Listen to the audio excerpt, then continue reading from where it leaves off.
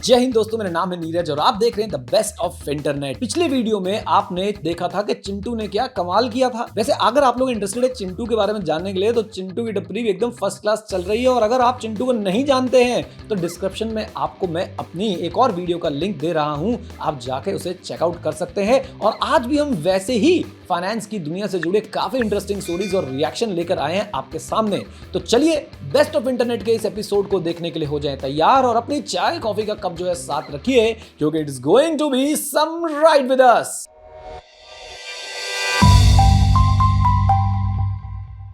Ladies and gentleman, boys and girls, स्वागत है आपका फाइनेंस की दुनिया के इस अल्टीमेट शोडाउन में। आज की इस अद्भुत बैटल में स्वागत है आप लोगों को। आज डिसाइड होगा कि कौन है जो अपने शेयर होल्डर्स के लिए सबसे ज्यादा वेल्थ क्रिएट करता है। और हमारे सामने रहेंगे दो कंटेंडर्स। इस कॉर्नर में आपको दिख रहे हैं डिविडेंड। जी हां भाई और बहनों, डिविडेंड काफी वेटरन, काफी पुराने, काफी ओल्ड स्कूल, ये मशहूर हैं अपने इन्वेस्टर्स के लिए stable steady stream of income generate करने के लिए। और इस कॉर्नर में आपको दिख रहे हैं रिटेन्ड अर्निंग्स। ये है young dynamic powerful retained earning जो अपने एक्सप्लोसिव बिजनेस ग्रोथ के लिए जाने जाते हैं। कौन सी स्ट्रेटजी है जो नॉकआउट पंच मारेगी, आइए जरा देखते हैं और समझते हैं। लेकिन उसके पहले हम लोगों को अपने दोनों कंटेंडर्स को अच्छे से जान लेना चाहिए। देखिए, कंपनी के पास दो ऑप्शन होते हैं, या तो वो अपने नेट प्रॉफिट्स को अपने शेयर होल्डर्स को डिविडेंड की फॉर्म में डिस्ट्रीब्यूट कर दे, या फिर अपनी अर्निंग्स का कुछ हिस्सा या फिर थोड़ा सा हिस्सा या फिर पूरा का पूरा हिस्सा जो है वापस बिजनेस में री इन्वेस्ट कर दे। अब मान लीजिए चिंटू ने अब चाय से अपना बिजनेस डाइवर्सिफाई कर लिया है।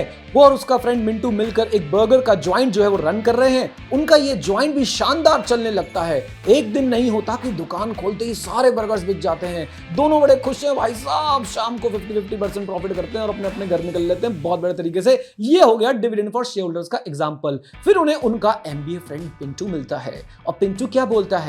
पिंटू उन्हें बोलता है, अरे भाई क्या कर रहे हो तुम लोग, क्यों अपना जो है पैसा वेस्ट कर रहे हो? अब आप बोलोगे सर ऐसा क्यों, वो पैसा क्यों वेस्ट कर रहे हैं? तो सुनिए, पिंटू जो उनको समझाते हुए कहता है, यहाँ आजू बाजू कहीं पे भी फ्रैंकी नहीं मिलते, बर्गर के साथ फ्रैंकीज भी तो बेच सकते हो तुम लोग। मतलब जो पैसे तुम लोग घर लेके जा रहे हो उसमें से काम करो, कुछ हिस्सा अपनी प्रोडक्ट लाइन को एक्सपैंड करने में लगा दो। पिंटू की बात सुनकर चिंटू और मिंटू को बड़ा फायदा होता है। पहले वो कुछ हजार रुपए घर लेकर जा रहे थे और अब रोज जो है वो 1500 रुपए घर लेके जा रहे हैं। बढ़िया है भाई साहब। ये हुआ growth using retain earning for shareholders. मतलब समझे, कंपनी ग्रो होगी तो शेयर होल्डर की वेल्थ जो है अपने आप ही ग्रो होगी। और अगर ग्रो करना है तो कंपनी को चाहिए कैपिटल, पर बैंक से लोन लेना या इक्विटी इशू करने से अच्छा होगा कि आप लोग जो है अपनी अर्निंग ही बिजनेस में खुद लगा दें और अपने बिजनेस को उससे ग्रो करें।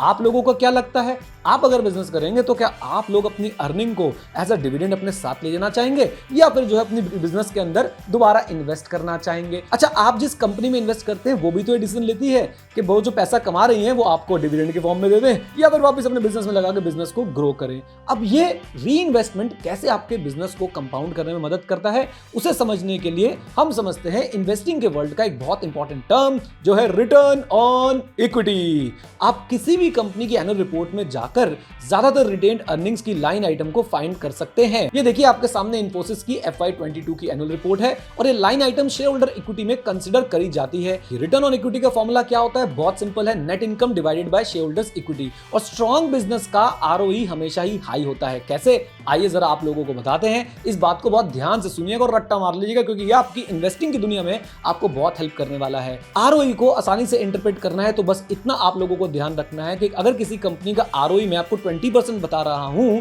तो उसमें आपने ये सोचना है कि ये कंपनी 100 रुपए लगाती है और उसमें 20 रुपए कमाती है। ये हो गया ROE 20%। Got it? अब जब भी आपको रिटेन अर्निंग्स बढ़ेंगे तो आपका शेयर होल्डर इक्विटी अपने आप ही बढ़ जाएगा। कैसे, मैं आपको एक एग्जांपल बताता हूं। अगर कंपनी की रिटेन अर्निंग 20 से बढ़ती है तो शेयर होल्डर इक्विटी 100 से 120 हो जाती है और ROE सेम 20% रखें तो जाहिर है प्रॉफिट्स भी बढ़ेंगे। कितना बढ़ेंगे? अरे सिंपली क्रॉस मल्टीप्लाई कर लो भाई। आपके प्रॉफिट जो पहले 20 थे अब वो 24 हो जाएंगे। ROE का सिंपल फॉर्मूला आपने याद रखना है, net income divided by share holders equity. ये सब कहा है द थिंकिंग इन्वेस्टर ने अपने इस इंटरेस्टिंग ट्विटर थ्रेड के अंदर। इन्होंने दो कंपनीज को पिक किया जिनकी शेयर होल्डर इक्विटी पर शेयर की starting value, earning per share और बुक वैल्यू पर शेयर और ROE सब कुछ सेम है। फर्क सिर्फ इतना है कि कंपनी ए जिसने 25% अर्निंग्स को डिविडेंड के फॉर्म में पे किया है और दूसरी कंपनी जो कंपनी बी है उसने क्या किया है, 75% अर्निंग को डिविडेंड के रूप में जो है वो पे कर दिया है, यानी बांट दिया है अपने शेयर होल्डर्स के बीच में। अब 15 साल तक अगर आप ये सिमुलेशन रन करें तो आपको पता चलेगा कि 10 टाइम्स अर्निंग हो या 20 टाइम्स अर्निंग हो, कंपनी है जिसने सिर्फ अपना 25% अर्निंग को डिविडेंड की तरह बांटा था, यानी कि 75% उसने अपनी अर्निंग को रिटेन करके अपनी कंपनी में वापस लगाया था, वो अपने शेयर होल्डर्स के लिए सबसे ज्यादा वेल्थ को कंपाउंड करेगी। आप उसे कंपेयर कर लीजिए कंपनी बी के साथ कोई भी पीरियड उठा के, जिसकी रिटेन अर्निंग सिर्फ और सिर्फ 25% थी, उस कंपनी से कहीं ज्यादा जो है हमारी कंपनी ए वेल्थ क्रिएट करेगी अपने शेयर होल्डर्स के लिए। लेकिन असली क्वेश्चन तो अब आता है, इस रिटेन अर्निंग की पावर को इस्तेमाल करके क्या हम लोग हाई पोटेंशियल स्टॉक्स ढूंढ सकते हैं? वेल, वॉरेन बफेट ने इसे द रूल ऑफ वन कहा है। बफेट साहब के हिसाब से हमें चेक करना चाहिए क्या वो कंपनी रिटेन करे गए $1 के ऊपर कम से कम $1 मार्केट कैप वैल्यू क्रिएट कर रही है या नहीं। तो बस हमें यह जानना है कि कंपनी ने किसी भी गिवन टाइम पीरियड में कितने रिटेन अर्निंग्स किए हैं और उसी टाइम पीरियड में उसने अपनी मार्केट कैप में कितना चेंज किया है, और अगर मार्केट कैप की चेंज रिटेन अर्निंग से ज्यादा है तो कंपनी शेयर होल्डर्स के लिए धमाधम वैल्यू जो है वो क्रिएट करेगी। बात कर लेते हैं एक एग्जांपल के साथ। आपने अमेज़न का नाम तो सुना ही होगा। अमेज़न ने इनक्रेडिबली रिटेन किए गए हर $1 पे $10.98 की वैल्यू जो है प्रोवाइड की है over a period of 10 years. तो ये है मैजिक रिटेन्ड अर्निंग का। किसी को बताना नहीं, मैंने आपको अमेज़न का सीक्रेट सॉस बता दिया। लेकिन क्या सभी कंपनीज इस तरह की वैल्यू क्रिएट कर सकती हैं? जवाब है नहीं। अगर कोई कंपनी कम से कम $1 रिटेन के लिए $1 की वैल्यू क्रिएट नहीं कर पाती है तो उनके लिए डिविडेंड पे करना ही एक सेंसिबल ऑप्शन होगा। बांट दो शेयर होल्डर्स को पैसा। तो दोस्तों, high ROE, increasing retain earnings और वैल्यू क्रिएट करने के ट्रैक रिकॉर्ड वाली कंपनीज पे जरा नजर रखिए और आप हाई पोटेंशियल स्टॉक ढूंढने के लिए तैयार हो सकते हैं। ये तो हुई स्टॉक्स की बात। अब मान लेते हैं आपको म्यूचुअल फंड को एनालाइज करना है। अब म्यूचुअल फंड को एनालाइज करने का मैं आपको एक राज बताता हूं। फिन शिक्षा के फाउंडर और डायरेक्टर पीयूष चितलांगिया ने अपने लिंक्डइन पोस्ट में ये जो है राज की बात बता रखी है। म्यूचुअल फंड एनालाइज करने के लिए अक्सर हम लोग जो है वो आईआरआर के ऊपर डिपेंडेंट रहते हैं, आईआरआर को देखने लग जाते हैं। आईआरआर क्या होता है? इंटरनल रेट ऑफ रिटर्न, और हम इसका इस्तेमाल कर लेते हैं म्यूचुअल फंड को एनालाइज करने के लिए। लेकिन उनके हिसाब से ये पूरी तरह से सही मैट्रिक्स जो है वो नहीं है। भला हम क्यों मान ले? रुकिए तो जरा। पीयूष जी ने एक एग्जांपल से इस चीज को जो है समझाया है। मान लीजिए एक सुपर अपॉर्चुनिटीज फंड है जिसने 2020 से लेकर 2023 तक 20%, -10%, 10% और 15% का रिटर्न दिया है, कुछ इस तरीके से। अब आप एज एन इन्वेस्टर 2020 से 2023 के बीच में हर साल इस फंड में 25 मिलियन रुपए अगर डालते तो 2023 तक आपका पोर्टफोलियो जो है 123 मिलियन का हो जाएगा।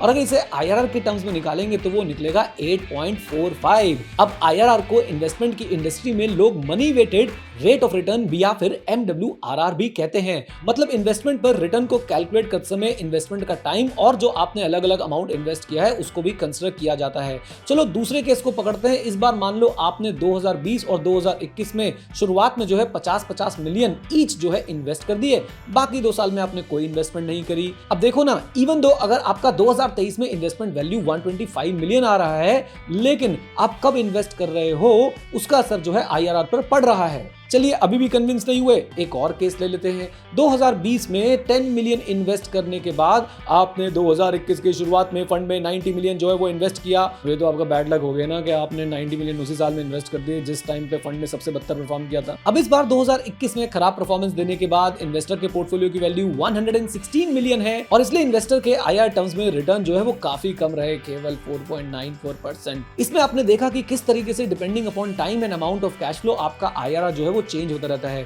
इसलिए पीयूष कहते हैं कि हमें किसी भी फंड मैनेजर को आईआरआर के बेसिस पर जज ही नहीं करना चाहिए। सीधी सी बात है, जब आप गलत टाइम पर इन्वेस्ट करोगे और फंड मैनेजर को भला बुरा कहोगे तो भाई साहब ये तो बहुत ही गलत हो गया ना। इसलिए जब भी हमें एक फंड या फंड मैनेजर के स्किल्स या परफॉर्मेंस को जज करना हो तो हमें अपने पर्सनल पोर्टफोलियो का आईआरआर जो है वो नहीं देखना चाहिए, बल्कि सेम पीरियड में उस फंड का time weighted rate of return या फिर सिंपल टर्म्स में उसका CAGR कितना रहा है, हमें उसके बेसिस पे जो है फंड मैनेजर की परफॉर्मेंस को स्किल्स को असेस करना चाहिए। तो अगर हम उसी एग्जांपल में सुपर अपॉर्चुनिटीज फंड का CAGR निकालें तो 8.11% पे आ रहा है, जो कि केस 2 और केस 3 के आईआर से कहीं बेहतर है और ये एक्चुअल रिफ्लेक्शन है फंड मैनेजर की कैपेबिलिटी का।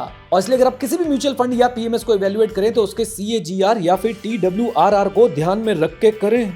देखा आपको कितने डिटेल में ज्ञान मिल गया और आप लोगों ने मुझे बातों में फंसा लिया। कब से बोले जा रहा हूँ भाई साहब मेरे को पता नहीं लगा टाइम का। अरे मेरी फ्लाइट है भाई साहब 6 घंटे में, चलो मैं जा रहा हूँ, चलो ओके आज के लिए इतना ही। क्या यही सोच रहे हो 6 घंटे में फ्लाइट है तो अभी से क्यों जा रहा हूँ? एक्चुअली मैं आज सुबह जब बैंगलोर से मुंबई आ रहा था तो बैंगलोर एयरपोर्ट पे लॉन्च को एंजॉय करने के लिए 5 घंटे पहले ही चेक इन किया था। मैं अक्सर ऐसा ही करता हूँ। आप बोलोगे क्यों? देखो भाई साहब CA कोर्स किया ना, वहाँ पे प्रोविजन फॉर डाउटफुल डेट बनाना पड़ जाता है कि कहीं अगर रास्ते में लेट हो गए, फ्लाइट छूट गई तो गड़बड़ हो जाएगी। वैसे कहते हैं ना दूध के जरा छाछ भी फूक फूक के पीता है। मैंने अपनी जिंदगी की पहली फ्लाइट ना भाग के पकड़ी थी, इसलिए भाई साहब आजकल मैं जो है एयरपोर्ट पे जल्दी पहुंच जाता हूँ। ये तो एक कारण है। और दूसरा कारण पता है क्या है? क्रेडिट कार्ड की वजह से लाउंज एक्सेस जो है वो अफोर्डेबल हो जाता है। अफोर्डेबल हो जाता है क्या बताऊं तो फ्री हो जाता है। सच बताऊं तो इसके पीछे का रीजन मुझे भी अभी तक नहीं पता था कि फ्री लाउंज एक्सेस जो है कैसे मिल जाता है यार, कैसे आप लोग वहां पे जाके बैठ सकते हो और अनलिमिटेड, यस आपने सही सुना, अनलिमिटेड खाना वाना जो है वो खा सकते हैं आराम से। आप लोगों को कई जगह पे रिक्लाइनर्स मिल जाते हैं,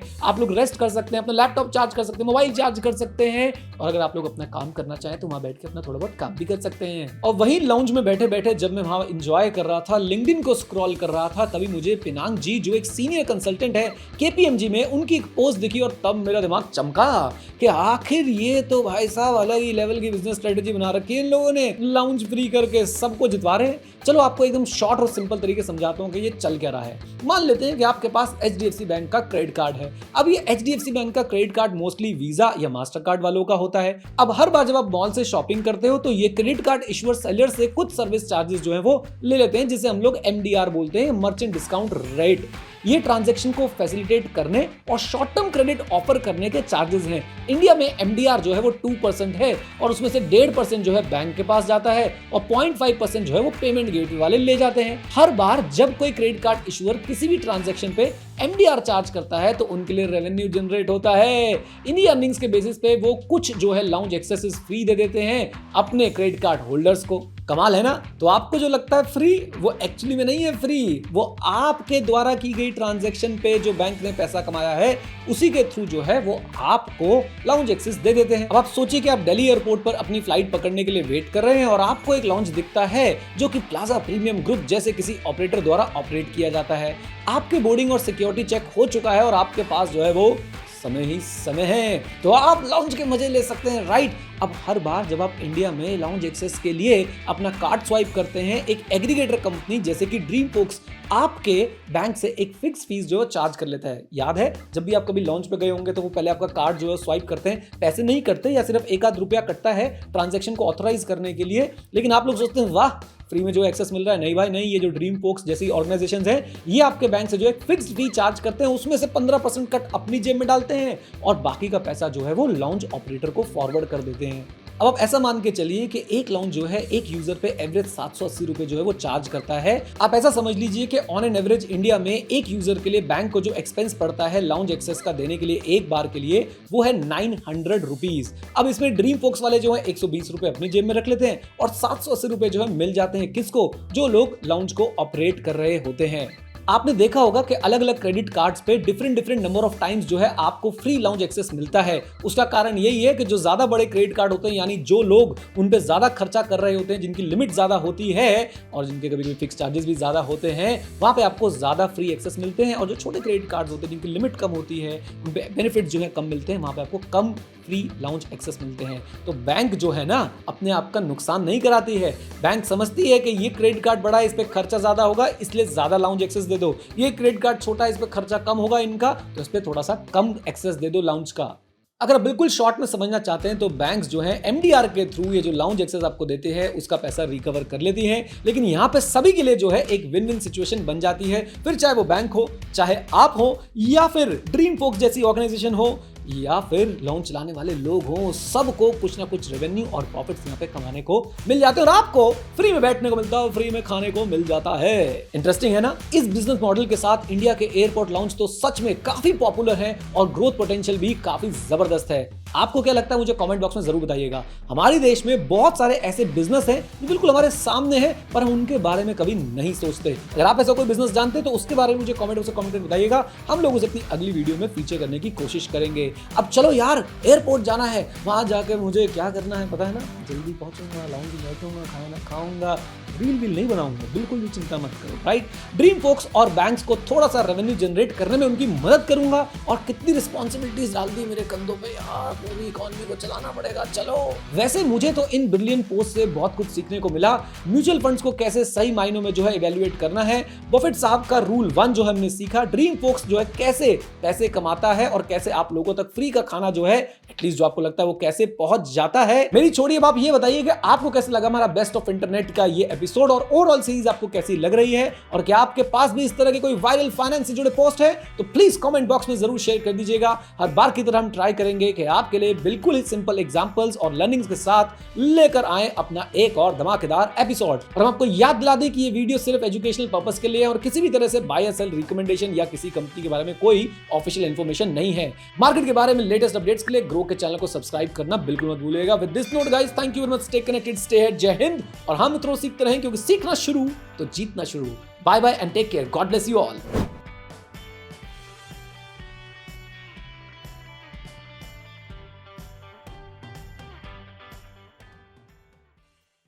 Investment in securities market are subject to market risks. Read all the related documents carefully before investing. Please read the risk disclosure documents carefully before investing in equity shares, derivatives, mutual fund, and or other instruments traded on the stock exchanges.